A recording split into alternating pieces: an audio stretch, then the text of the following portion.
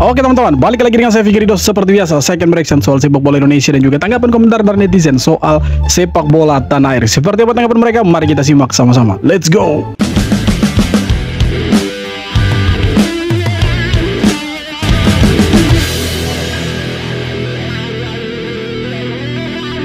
Malaysia melakukan rencana besar dengan melakukan rombakan besar-besaran.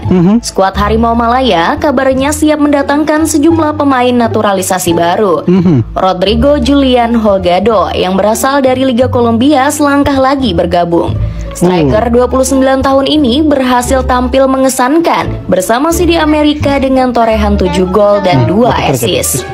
Holgado dikenal sebagai pemain yang jago dalam menggiring bola. Nggak heran kalau berita harian asal Malaysia langsung jumawa dengan kehadiran sang pemain.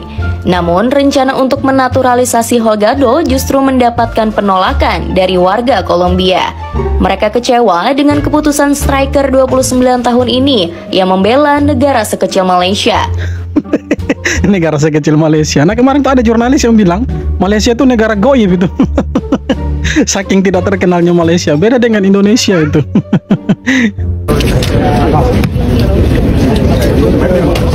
Oke, ini kondisi timnas Indonesia lagi memulai training center. Ini siapa yang sudah gabung? Ada Ole Romeni, ini siapa? Tom Hai, ini Joy Pelupesi, ini Stefano Lillipali. Ini siapa sih, kurang kenal ini. Ini siapa ini? Ini juga tidak terlalu terkenal, itu Rizky Ridho. Mari kita lihat coba. Ramadan Sananta.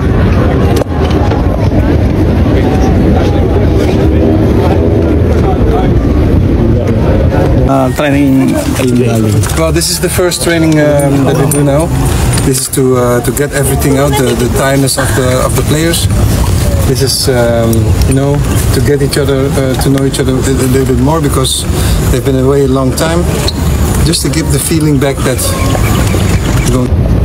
Come on, let's go. Ayo semangat latihannya biar dapat 3 poin kita ini. First time training in latihan perdana Bali United Training Center. Kita lihat aja.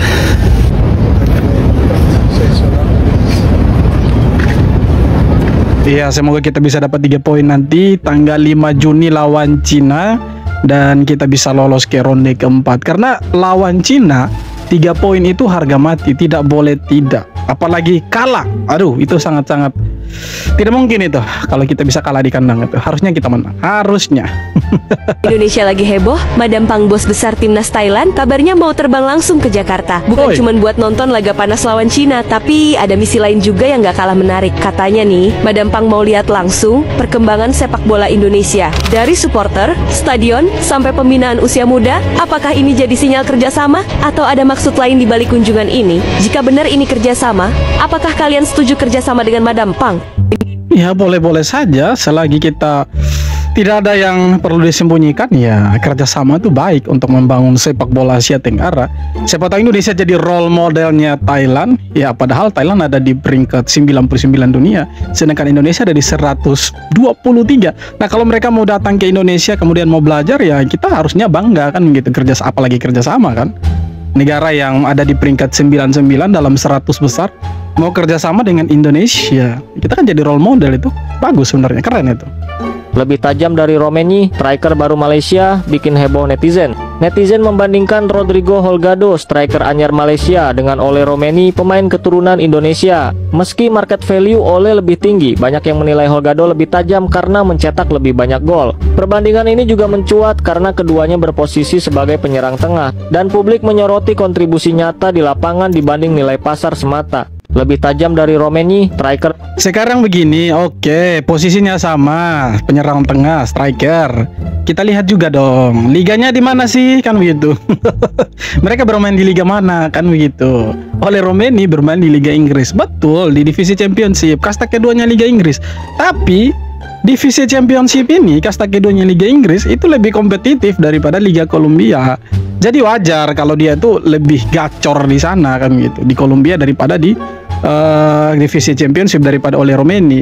Karena di divisi Championship ini mereka luar biasa sekali kompetisinya itu, ketat sekali gitu. Jadi kalau mau dibandingkan ya lihat juga liganya itu di mana gitu. Bermain di mana sih Holgado, bermain di mana sih Ole Romeni. Kecuali ya mereka sama-sama bermain di Liga Kolombia, kemudian Ole Romeni ya statistiknya tidak lebih bagus daripada Holgado, ya wajar kalian mau membanding-bandingkan kan begitu. Tapi kalau liganya saja sudah berbeda, iya kan? Terus kalian bandingkan hanya gara-gara ya golnya dia lebih tajam dan Ole Romeni mungkin baru cetak 2 gol, ya tidak apple to apple itu bawang to bawang. Paspor Malaysia itu mahal, bukan cuma soal pakai songkok. Faktanya satu pemain Timor Leste bisa buat beli 2 pemain naturalisasi Malaysia. Beberapa waktu lalu, media Malaysia, Palatau Bola, sempat membuat heboh dengan narasi paspor Malaysia itu mahal, bukan cuma soal pakai songkok. Oh, ini yang waktu mereka mau sengaja-sengaja sindir Indonesia waktu itu kan, waktu proses naturalisasinya Emil Audero dengan Joey Pelopesi waktu itu. Diam-diam kembali menambah pemain naturalisasi. Nama-nama seperti Hector Hevel dan Gabriel Palmero resmi masuk ke daftar skuad Harimau Malaya. Ironisnya, dari 2 nama itu, Gabriel Palmero tercatat hanya punya market value 850 juta rupiah di Transfermarkt. Angka yang jauh lebih rendah dari striker Timor Leste, Joao Pedro, yang bahkan berasal dari negara dengan peringkat FIFA jauh di bawah Malaysia. Katanya paspor mahal, kok yang diambil justru pemain yang memiliki market value murah. Murah meriah, betul-betul. Nah begini, paspor mahal itu tidak menjamin pemain-pemain mereka itu mahal, kan begitu. Sama dengan Indonesia, kita punya paspor ini mungkin bukan salah satu yang terkuat. Mungkin di Asia Tenggara ini hanya 2 negara yang paspornya itu terkuat, Malaysia sama Singapura, itu mungkin ke-9 atau ke-10 lah. Tapi kalau kita lihat dari pemain-pemain yang mereka ambil ini ya, market value-nya itu tidak lebih besar daripada pemain Timor Leste. Bahkan Joao Pedro itu pernah buat Malaysia itu terpongkeng-pongkeng waktu di AFF kan. Nah kalau kita lihat harga pasarnya mereka, market value ini ya, kalau mau dibandingkan dengan Indonesia ya, itu tidak sebanding lah. Betul, kita punya paspor itu tidak semahal mereka. Asal pakai songkok tiba-tiba sudah jadi warga negara Indonesia. Tapi kan kalau kita lihat pemain-pemain ini, mereka itu bukan hanya sekedar orang asing. Mereka itu orang Indonesia yang lahir di luar. Itu juga yang harus diperhatikan. Bukan hanya asal pakai songkok. Iya, mereka datang kembali ke Indonesia untuk membela Indonesia. Hanya saja ada satu hal yang mengganjal. Apa itu? Mereka lahir di luar. Ketika mereka lahir di luar, otomatis mereka jadi warga negara di mana tempat mereka lahir, kan begitu. Contoh, ada yang lahir di Belanda, kebanyakan kan di sana. Kemudian Emil Audero itu lahir di Indonesia, di Italia. Nah mereka mau kembali ke sini, ke Indonesia, harus dinaturalisasi dulu, harus rubah warga negara dulu. Nah mereka kan punya garis keturunan Indonesia, tidak semata-mata mereka orang asing tiba-tiba diambil nih sama PSSI jadi pemain sepak bola Indonesia. Beda dengan mereka ini, mereka asal klaim tapi pemain yang mereka klaim itu tidak punya garis keturunan Malaysia. Itulah perbedaannya kita. Walaupun murah, tapi pemain-pemainnya kita itu mahal, market value-nya lebih jauh di atasnya mereka. Gitu kira-kira. 70.000 tiket timnas lawan Cina ludes cuma dalam hitungan detik. Gua nggak heran sih emang Indonesia sefanatik itu sama timnas Garuda. Pertandingan Indonesia versus Cina yang bakal digelar di GBK bener-bener jadi rebutan.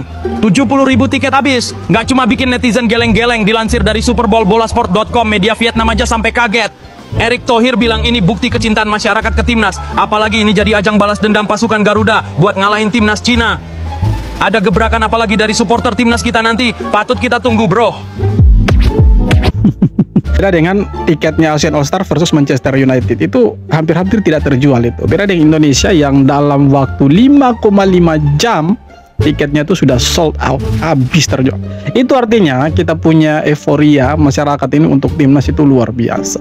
Nah semoga dengan euforia yang tinggi dari netizen, dari masyarakat Indonesia, tanggal 5 Juni nanti kita dapat 3 poin. Karena memang harapannya kita timnas Indonesia harus bisa memaksimalkan pertandingan di kandang sendiri. Ya sudah didukung oleh puluhan ribu supporter, ya kan. Bermain di kandang sendiri itu menjadi salah satu tambahan kekuatan, semangat untuk para pemain. Harusnya kita dapat 3 poin, karena kalau kita tidak maksimalkan 3 poin nanti di GBK, ya agak berat langkah Indonesia untuk ke Piala Dunia. Jangankan ke Piala Dunia, ke ronde 4 pun agak berat. Jadi harapannya kita semoga bisa lolos ke ronde keempat dan kita bisa cetak sejarah lagi, dan tetangga-tetangga kita tuh makin iri. Maksudnya ya yang di sana lah, yang baju kuning itu, biar mereka tambah iri.